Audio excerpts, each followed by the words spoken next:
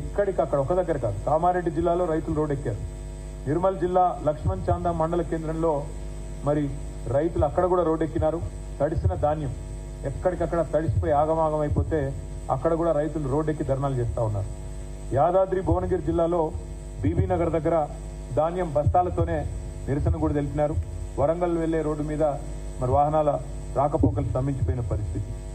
రాజన్న సిరిసిల్ల జిల్లాలో కూడా ఈరోజు కోనరావుపేట మండలం మల్కపేటలో రైతులు ధర్నా చేస్తూ ఉన్నారు. వరి ధాన్యం కొనుగోలు చేపట్టడం లేదంటే రాష్ట్ర వ్యాప్తంగా దాదాపు నేను కోట్ చేసింది కేవలం 4 జిల్లాలు: యాదాద్రి, భువనగిరి, నిర్మల్, కామారెడ్డి, రాజన్న సిరిసిల్ల. ఇవి మాత్రమే కాకుండా ఇంకా చాలా చోట్ల రైతులు గత 25-30 రోజులుగా ధాన్యం తెచ్చిన తర్వాత కూడా ఇంతవరకు కొనుగోలు చేయకుండా, అధికార యంత్రాంగం పట్టించుకోకుండా, పర్యవేక్షించే నాదుడు లేకుండా దయనీయమైన స్థితిలో ఉన్నారు.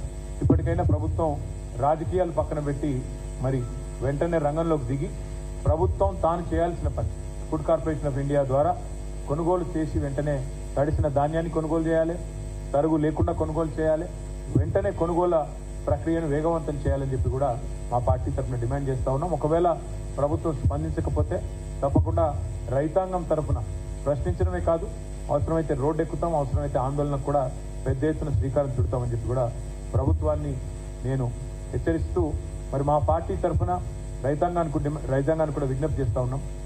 మీరెవరూ ఆందోళన పడాల్సిన అవసరం లేదు. మీ తరఫున కేసీఆర్ గారు, బీఆర్ఎస్ పార్టీ యంత్రాంగం మొత్తం ఉంది.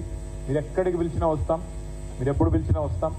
మీరు మీ పక్షాన మీకు న్యాయం జరిగేంత వరకు, క్వింటాల్కు 500 రూపాయల బోనస్ ఇస్తాని బోగస్ మాటలు చెప్పిన ఈ ప్రభుత్వం దిగొచ్చేంత వరకు, మీకు న్యాయం చేసేంత వరకు మీ తరఫున ఉంటాం.